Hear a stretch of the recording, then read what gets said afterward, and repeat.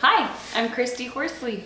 I am starting to make Ancestor videos, and so as part of that, I'm recording my own little memories that I remember from when I was younger. And one of my favorite memories from when I was younger, as I've been thinking about it, is that my mom taught me to cook. And yeah, I'm not the most amazing cook, and sometimes I forget ingredients and stuff like that. But my mom started out by teaching me how to make sugar cookies. And so I wanted to show you, this is the book that I love and I use for my sugar cookie recipe. I have lots of people say that they like my sugar cookies, but the thing about sugar cookies, there's a secret. You can't make them too thick, because if they're too thick, then they'll be so dry that people won't like them. And you have to cook them just right, otherwise they'll be too hard. So I always try to cook them just right. But whenever I make sugar cookies, I'm always making them for multiple people. The recipe, I double the recipe that I found in here, at least doubling, sometimes I triple it. But, so it is 1 3/4 cup of butter, only butter, no margarine, people. Margarine's bad for you. I was taught that by my mom, okay? It's not good for your body. Anyway, so 1 3/4 cup of butter, 1 1/2 cups of sugar, 2 teaspoons of baking powder, 1/2 teaspoon of salt, 2 eggs, 2 tablespoons of milk, 2 teaspoons of vanilla, and 4 cups of flour. And I bake them, actually. So I mix all of the first ingredients together up to the egg, and it's called creaming. So you cream those things, and then you add in all of the dry ingredients and you mix it all together. But you have to chill it for 30 minutes afterwards so that it's easy to roll out. And I bake it in the oven at 375, and we try to just get 1/4 inch thick, not thicker than that. My kids were helping me this last time, and I just let them do some that were a little bit thicker, and they were too thick and it was dry. Like, it is just, I don't like the flavor of it when it's too thick. So anyway, we try to just keep it like 1/4 inch thick when you roll it out. And so why is it fun for me? Why was baking sugar cookies fun for me? Well, when I was younger, my mom was a preschool teacher, and for holidays like Valentine's Day, she would let all the kids decorate their sugar cookies. And so she had homemade frosting that the kids could spread on, and sprinkles, and lots of fun things. And I just remember that was fun, because a lot of times parents nowadays, especially, they don't let their kids decorate cookies. Are you kidding me? It's such a freaking mess. But it was fun because when I was younger, my mom had a Bosch, and so it had like the lid over it that you could put another lid on top of, so that the powder, when you put the flour in, doesn't like puff out everywhere. So I just remember trying to be careful and trying not to get flour everywhere. But inevitably, flour gets everywhere when you're making sugar cookies. But that's part of the fun, right? So I remember that she would help us cut the sugar cookies out, and she would say, okay, make sure you start on the edges so you don't put a stamp right in the middle, you don't put a cookie cutter right in the center of the entire thing you just rolled out and not have space for all the other ones. So you start on the edge. And it's tricky teaching kids that, 'cause when my kids do it, they do the same thing. And then bring it up. Yep. Oh wow, you did it in the middle. So you have to do it at the edge. When it was like the summer between 6th and 7th grade, and it was the funnest time ever. I love that summer, the 6th and 7th grade summer, because you're like still a kid, but you're just having fun. I don't know. I just enjoyed that summer. And I had a really good friend of mine. Her name was Amy. She is this spunky, outdoorsy girl that is like, nobody's gonna tell me what to do and I'm the boss kind of a girl. And she's still that way today. She's even recently been in a circus and did she did the tightrope kind of stuff. Amazing. So fun. It's so fun to watch her in what she's doing. But so she was one of my best friends at that time in life, and she was so smart. She was always in all of the Access programs. I don't even know what they call it, Gifted and Talented program. She was amazing. And so I always just thought, man, she's so smart. And one time I went to her house and we were gonna make cookies. And so we got out the recipe, and as we're mixing stuff in, we got to the flour and it said 1.5 cups of flour. And so I was like, oh yeah, you need to put 1.5 cups of flour in there. And she's like, oh no, it says 1/2 cup of flour. And I was like, yeah, but it's supposed to be 1.5 cups. And she's like, no, it only says 1/2 cup. That's what it says. So I was like, okay. So I just let it be, and we mixed it up together, and we put the cookies in a ball, which were very like buttery, and we put them in the oven. And like 7 minutes later we went to look at it, and it was just this mess. Like it was just like a bar oily mess all over the whole entire pan, because it wasn't sugar cookies.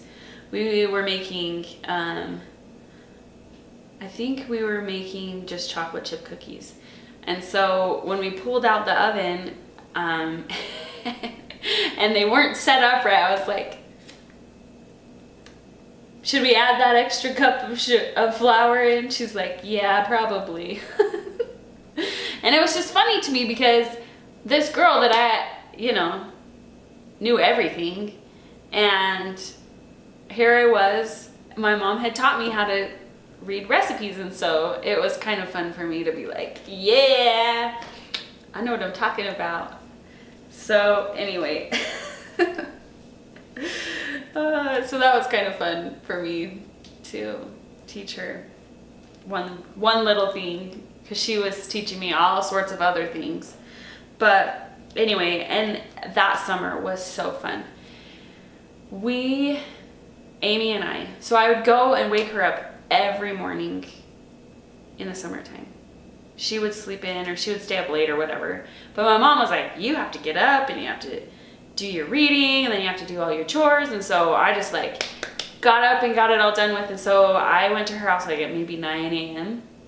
and I would wake her up, and then we would go out into the neighborhood. So we had this neighborhood that was like a circle, and all of the houses in this circle had fences. And it was so fun because what we did, I don't know why it's so fun, but we would start on one end of the fence, on one end of the street, and then we would climb up on this fence and we'd walk that fence, and then we'd go to the next fence and we'd cross. And so, but all the fences weren't the same. There were some that were wood fences. There were some, they didn't have vinyl fences in that neighborhood, but they had some cinder block fences. And so for some reason it was just so fun. It was like we were being naughty, climbing through people's backyards on the fence. And then there was a couple of times where you couldn't climb on that style of fence, and so we'd have to like run through their yard and then climb up. And I think it became a thing because Amy's backyard had a big cylinder fence that went into the church's parking lot. And so we would run through the church, and then on the other side of the church parking lot there was another fence that we could climb up, and we always wanted to be able to climb up in the center of the cylinder blocks. Like it's like a surface. There's no wood that you can put your foot on. Like you have to just run at it, and you have to put your full force on there, and you have to just grab onto the top, and you scrape your arms up every time to pull yourself up. But on the other side of that fence, and obviously cinder block fences are more fun to like balance on, but on the other side of that fence there was a cornfield, and we loved eating the corn raw. So yeah, we probably should have paid for a couple of ears of corn. It's not like we took like 2 a couple of times. anyway, did you know that raw corn tastes like rose petals? And this girl also taught me which flowers you can eat the petals of. And so they kind of like tasted the same to me anyway. But it was kind of silly, and it was a fun time in our life. But I remember I always would climb on those fences, even like later on when I was older and stuff. Like if I was frustrated or whatever, I would always go watch the sunset, and I would just go over to the church and climb up on those fences and just watch the sunset. And it was so nice because it was just a cornfield, and then even past that was just fields, and then it went straight to like a mountain area. And so it was the perfect direction. I was facing west so I could watch the sunset. And I know that I've had a lot of peace in that location. But as time goes by, that cornfield was sold and it turned into a neighborhood. So now if you climb up on that fence, you just look in someone's backyard, which is not as awesome and fun as looking, off into the distance to see the mountain passes. But anyway, it was a good time. I like doing that. One of my most favorite memories is making sugar cookies with my mom.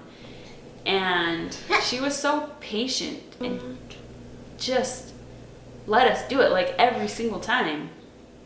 And I think that makes a special place in my heart. And so we have sugar cookies around Valentine's Day.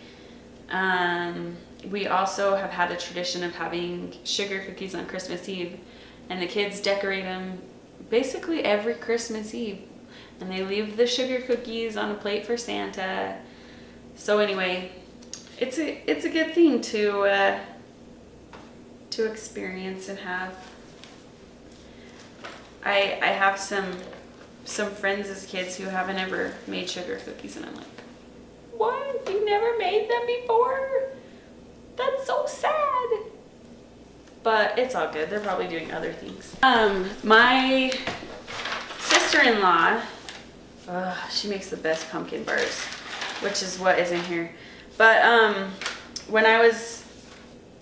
when Braxton was little, I went to a class that was about how to do cake decorating, and I thought it was super fun and I liked it. But this is the recipe that I was given for buttercream icing, and since this is for posterity, I guess I'm gonna share this recipe, and I'll put it on here too as well. So 1 cup of unsalted butter.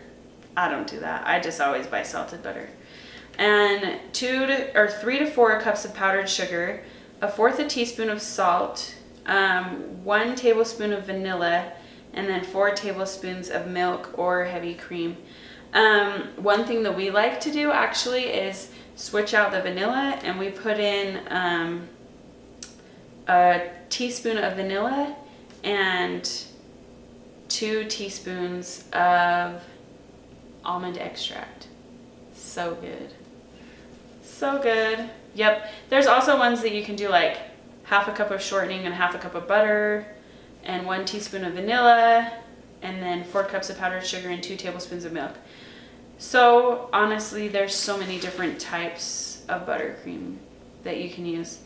But I don't like to use the shortening one. I know it does make the cakes look more white, but to me, my mom taught me shortening's not good for you. So I only use that in pie crust, pretty much.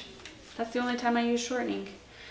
And it's worth it in that. Pie crust is good. But anyway, so there you go. Just a little teeny story about my childhood. And yeah. So there you go. I hope you enjoy your day, and if you need to make some sugar cookies with your kids because you haven't done that before, I got a good recipe. Thanks. Bye.